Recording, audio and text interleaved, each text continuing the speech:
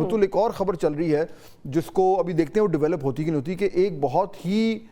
Important شخصیت ہیں، ہم نام نہیں لیں گے، ایک امپورٹنٹ شخصیت ہیں جن کا پاکستان میں سیاسی جماعتوں میں جو جوڑ توڑ اور ویلنگ ڈیلنگ ہوتی ہے اس میں ان کا ہمیشہ سے بڑا رول رہا ہے، اور وہ پچھلے کئی مہینوں سے بلکہ شاید سال سے، مجھے اب ایگزیکٹ ڈیٹ یاد نہیں ہے، سے وہ ملک سے باہر ہیں کیونکہ ان کے اوپر بھی ذرا برا وقت آیا ہوا تھا۔ اب خبر یہ ہے کہ وہ بہت ہی اہم شخصیت جو ہیں وہ شاید واپس پہنچ رہے ہیں پاکستان، اور اگر وہ پہنچ رہے ہیں تو ظاہر بات ہے ان کو کہیں سے کوئی ایشورنس، ان کے اوپر جو برا وقت تھا، ان کے اوپر جو کیسز تھے اس کی وجہ سے ان کی جو گرفتاری ہونی تھی شاید وہ نہ ہو، اور یہ بھی کہا جا رہا ہے کہ ان کی واپسی کا مطلب یہ ہے کہ کہیں نہ کہیں سے معاملات کو جوڑنے کی کوشش کی جا رہی ہے۔ بالکل، اور ان کے خود کے اوپر بھی کیسز تھے، یعنی is related to one of the cases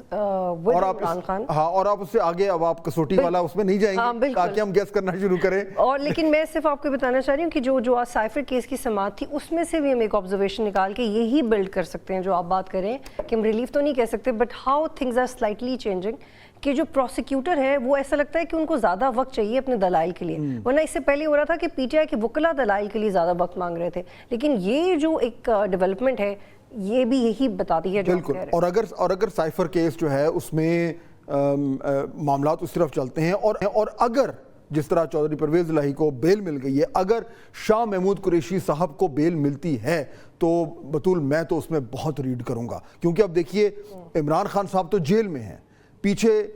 Shah Mahmood Qureshi صاحب اور جو پرویز الہی ہیں یہ دو مین لیڈرز تھے عمران خان صاحب کے نیچے۔ اگر قریشی صاحب کو بیل مل جاتی ہے اور وہ باہر آ جاتے ہیں اور دو کی لیڈرز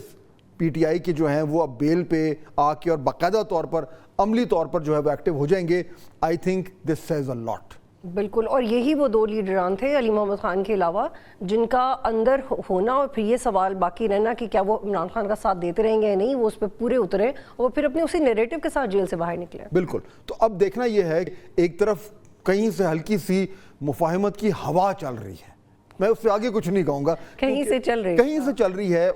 ہو سکتا ہے اس میں سے کچھ بھی نہ نکلے، لیکن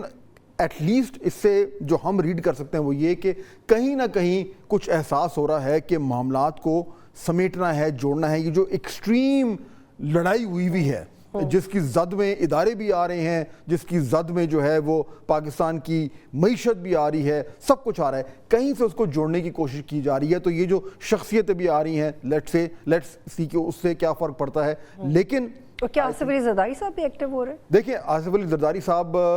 جو ہے وہ اگر ایکٹیو ہو رہے ہیں تو وہ بیہائنڈ دی سینز ہی ہوں گے، وہ سامنے تو نہیں ہو سکتے کیونکہ وہ پریزیڈنٹ آف پاکستان ہے، کیونکہ یہ سب جو آپ نریٹ کر رہے ہیں ہو نہیں سکتا کہ یہ سب ہو رہا اور وہ آرام سے بیٹھے، اور ان کی تو ہمیشہ سے پالیٹکس ہے ہی یہ مفاہمت کی، جوڑنے کی، ان کو مفاہمت کا بادشاہ کہا جاتا ہے، تو آئی وونٹ بی سرپرائزڈ اگر زرداری صاحب کا بھی کوئی نہ کوئی اس میں رول چل رہا ہے، لیکن میرے خیال میں یہ بڑا ایک امپورٹنٹ ڈیولپمنٹ ہونے جا رہی ہے، اور آنے والے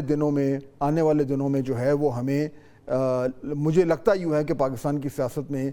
کچھ تبدیلیاں شاید رونما ہو سکتی ہیں، اینڈ ان کیس نہیں کچھ نہیں ہوتا اور مولانا صاحب جو ہیں وہ اپوزیشن کو جوائن کر لیتے ہیں بطول، اور مفاہمتی ہوا کی جگہ جو ہے وہ مزاحمتی جھکڑ چلنے شروع ہو جاتے ہیں، تو پھر معاملہ کسی اور طرف چلا جائے گا۔ تو لیکن ملک کو زور ڈائیلاگ کی ہے، بالکل 100%، اس میں کوئی شک نہیں ہے۔